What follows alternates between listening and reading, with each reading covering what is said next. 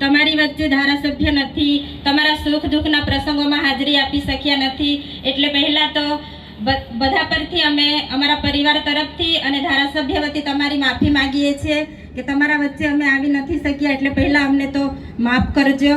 કેમ કે 1 લાખથી પણ વધુ મત આપીને તમે એક ધારાસભ્ય બનાવ્યા છે, વિધાનસભામાં મોકલ્યા છે અને તમે મત આપ્યા છે છતાં પણ તમારા વચ્ચે સુખ દુઃખના પ્રસંગોમાં આવી નથી શકતા, એટલે પહેલાં તો તમે દિલથી અમને માફ કરજો.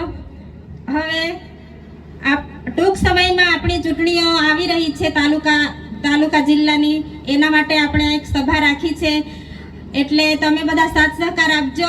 અને ખાસ તો જોઈ રહેલા છે અમે કે રોજે કે બધી જગ્યાએ સારો પ્રચાર થાય છે, લોકો આપણને ખૂબ પ્રેમ ભાવથી આવકારે છે, સારો સાથ સહકાર આપે છે.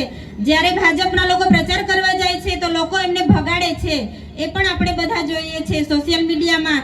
એટલે પહેલાં તો અહીંયાથી જ આપણી જીત દેખાય છે આપણને કે આપણને સહકાર આપે છે ને એ લોકોને નકારે છે, એટલે પહેલી જીત આપણી અહીંયા જ છે.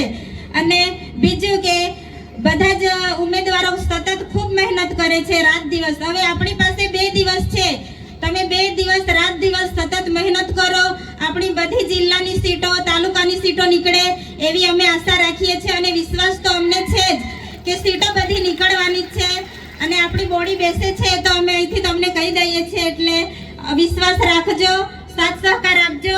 જિલ્લા પર પણ ઝાડુને જ વોટ આપવાનો છે અને તાલુકા પર પણ, એટલે 2 વોટ જશે આપણા. કોઈને ના સમજ પડતી હોય તો સમજાવજો, આપણા કોઈ દાદા હોય, વડીલોને હોય ના સમજણ પડતી હોય એમને પણ યુવાન મિત્ર સમજાવે એવી અમે આશા રાખીએ છીએ. આપણા ધારાસભ્ય ચૂંટાયા પછી એક પણ દિવસે ઘરે આરામ કર્યો નથી, સતત આપણા માટે લડતા રહી છે, એટલે ભાજપની સરકારને આંખોમાં કણાની જેમ ખૂંચે છે, એટલા માટે નાના નાના કેસ કરીને એમને જેલમાં મોકલે છે. આપણે બધા જાણીએ છીએ મંડળા જિલ્લા પંચાયત ભૂલી નથી જવાનું, ગ્લાસ છે આપણી સામે, ભૂલવાનું નથી. જેણે કેસ કર્યો છે તે જ આપણી સામે છે, આપણે એનો બદલો લેવાનો ટાઈમ આવી ગયો છે. મંડળા જિલ્લા પંચાયત ભૂલી ના જતા, આપણે ગ્લાસ સાથે ટક્કર લેવાની છે, એટલે કોઈ ભૂલી નથી જવાનું.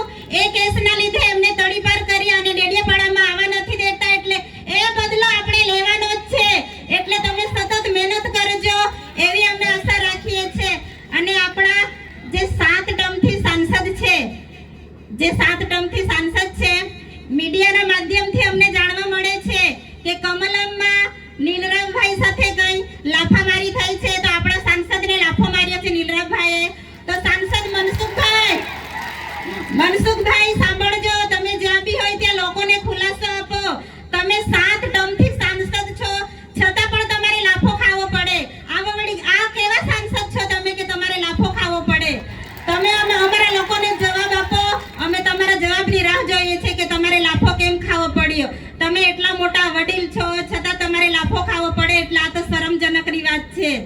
બીજું કે આપણા ખેડૂતોને અહીંયા વેપારીમાં ઘણી નુકસાનીઓ થાય છે, એના માટે પણ આપણે લડવાનું છે. અને ગામડે ગામડે અમે જઈએ છીએ, બધા અમને રોજગારીનું કામ પૂછે છે કે રોજગારી કેમ બંધ કરી દીધી છે. તો આ જે મનરેગાનું કૌભાંડ હતું 2500 કરોડનું, બચુ ખાબડે કૌભાંડ કરેલું ખબર છે ને, 2500 કરોડનું. હા, એટલા માટે આપણી રોજગારી અત્યારે એ લોકોએ બંધ કરાવી છે, એટલે બધી જગ્યાએ જ બંધ છે. અને એ લોકો ખાલી એવું કહે છે કે ડેડિયાપાડામાં બંધ છે, પણ રોજગારી બધે જ બંધ છે. કે ડેડિયાપાડામાં ધારાસભ્યને બદનામ કરવા માટે ભાજપવાળા પ્રચાર કરે છે, પણ એ લોકોની વાતમાં કોઈ આવવાનું નથી. એ લોકો જૂઠું બોલીને અત્યારે વોટ લેવાના છે, એટલે એ લોકો આપણને ભમરાવે છે, આપણે એમની વાતમાં આવવાનું નથી.